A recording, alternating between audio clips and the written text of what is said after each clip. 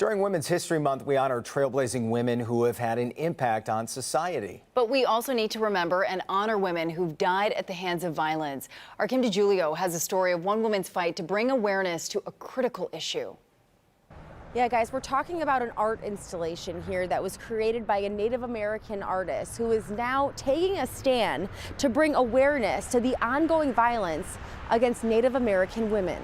I didn't realize how vast, where the dresses would start, and how large of an area that they had them in displayed in.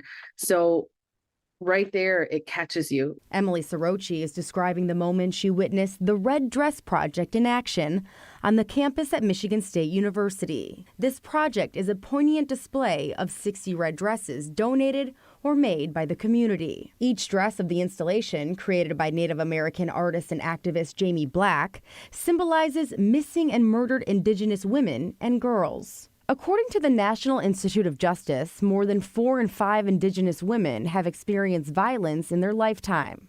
And 88% of those responsible for that violence are non-Indigenous people.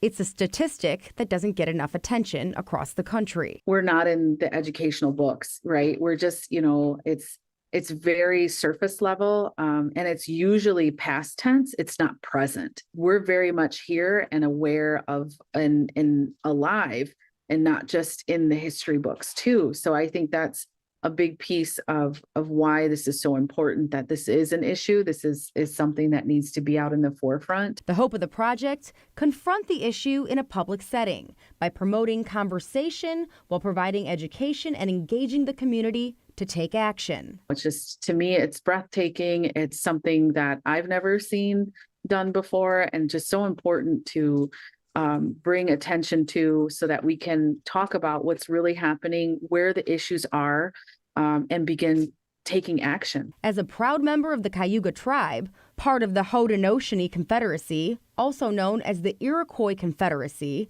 Emily says this installation is a way to honor Native American memory and advocate for justice. I think for me, the way that I have interpreted the dresses is that they are representative of the women, the girls, or a two-spirit person who that dress was once theirs and now they're not here.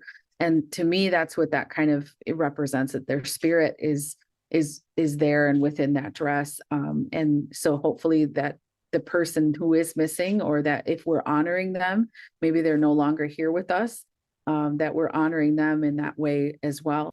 I'm Kim DeGiulio, Local 4.